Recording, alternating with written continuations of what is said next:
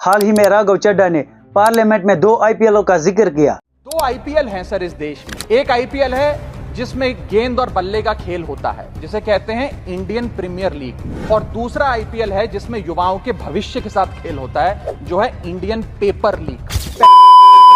पहला आईपीएल है Indian premiere league और दूसरा आईपीएल है इंडियन पेपर लीग। आज की इस वीडियो में हम डिटेल में जानेंगे कि इस आईपीएल और इस आईपीएल में क्या डिफरेंस है, तो लास्ट तक बने रहे। पहले हम बात करेंगे इस आईपीएल की। इसमें बैट और बॉल से खेला जाता है। इस आईपीएल को सारे लोग एंजॉय करते हैं, चाहे वो गरीब हो या अमीर।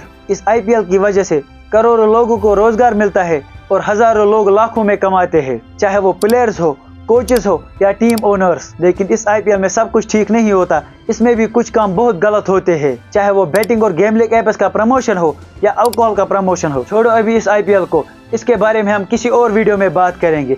अभी हम इस वाले आईपीएल पर वापस आते हैं। आईपीएल मतलब इंडियन पेपर लीग। वैसे तो हर साल इंडिया में पेपर लीक होते हैं, लेकिन इस साल नीट का पेपर लीक हुआ।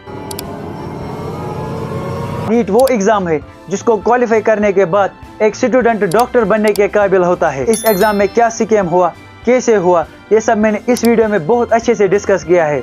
इसकी लिंक डिस्क्रिप्शन में है, आप बाद में देख सकते हो। अब अपने टॉपिक पर वापस आते हैं। नीट एग्जाम पेपर लीक पर हंगामा इसलिए हुआ क्योंकि इस साल 24 लाख से भी ज्यादा बच्चों ने नीट का एग्जाम दिया था और बहुत सारे एविडेंसेस भी पब्लिक हुए, जिससे साफ साफ पता चलता है कि नीट का पेपर लीक हो गया था। यहाँ पे एक बात समझो, जो लोग ये बोलते हैं कि हमें तो डॉक्टर बनना ही नहीं है, तो हमें इस नीट पेपर लीक से क्या, वो ये बात याद रखो कि आज से 5 साल बाद जब आपकी फैमिली में कोई बीमार होगा, तब आप किस डॉक्टर के पास जाओगे? क्योंकि उस टाइम पे सारे फर्जी डॉक्टर्स भरे होंगे हॉस्पिटल्स में। आप खुद ही सोचो तब हम लोग क्या करेंगे। अभी भी टाइम है, इस आईपीएल के बारे में आवाज उठाओ, वरना बहुत देर हो जाएगी। ये तो हुआ एक एग्जाम। अब सुनो कि पिछले कुछ सालों में कितने पेपर लीक हुए इंडिया में। हमारे देश में पिछले 7 सालों में 70 से भी ज्यादा पेपर लीक हुए। इसकी वजह से 35,000 से भी ज्यादा स्टूडेंट्स ने सुसाइड किया। 2022 में 13,000 से भी ज्यादा स्टूडेंट्स ने सुसाइड किया और इसमें 9th और 10th क्लास के भी बच्चे शामिल थे। और कोटा में कितने ही बच्चों ने सुसाइड किया क्योंकि वो प्रेशर नहीं झेल पाए। इन सब डेथ्स का कौन जिम्मेदार है? ऑब्वियसली हमारा एजुकेशन सिस्टम और हमारी गवर्नमेंट। अब सुनो कि पिछले 2 सालों में कितने पेपर लीक हुए। पहला, व्यापम स्कैम। दूसरा, UGC NET paper leak.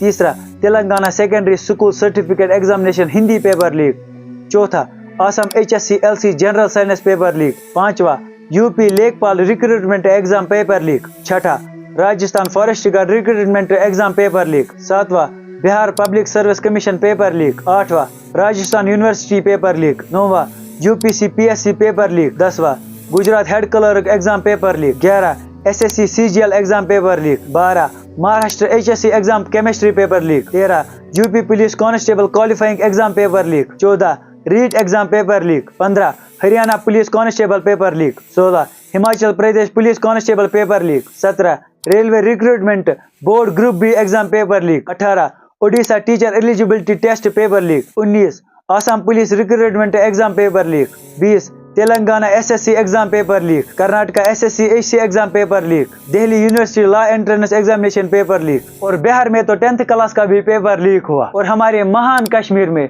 JK SSB से हर साल पेपर लीक होते हैं। जहां पहले एग्जाम होते हैं, एग्जाम होने के बाद एग्जाम कैंसिल होता है और फिर 2-2, 3-3 सालों तक उस एग्जाम को पोस्टपोन किया जाता है। कश्मीर के स्टूडेंट्स अब डिप्रेस हो चुके हैं क्योंकि यहाँ पे कोई भी एग्जाम अच्छे से कंडक्ट नहीं होता। 2013 में यहाँ कश्मीर में fire and emergency service examination की नोटिफिकेशन निकली। फिर 2014 में कश्मीर में फ्लड्स आए और वो एग्जाम कैंसिल हो गया। फिर उस एग्जाम को 2018 में कंडक्ट किया गया, लेकिन एग्जाम खत्म होने के बाद उस एग्जाम पर ये एलिगेशंस लगे कि उस एग्जाम में रिगिंग हुई है। फिर उसी एग्जाम को 2020 में फिर से कंडक्ट किया जाता है, उसमें भी एलिगेशंस लगे कि बड़ी बड़ी फैमिलियों ने उस एग्जाम में रिगिंग की। सर बड़गाम डिस्ट्रिक्ट से 160 स्टूडेंट जो बड़गाम डिस्ट्रिक्ट, एक ही डिस्ट्रिक्ट के 160 बंदा लगा दिया इन्होंने। एक ही फैमिली के 4-4 बंदे जो ब्लड रिलेशन में है। फायर एंड इमरजेंसी की जो लिस्टिंग है, इसमें जितने भी ब्लड रिलेशन के जितने भी लड़के हैं, किसी का चाचा है, किसी का मामा है, वो सभी रिक्रूटमेंट में शामिल है।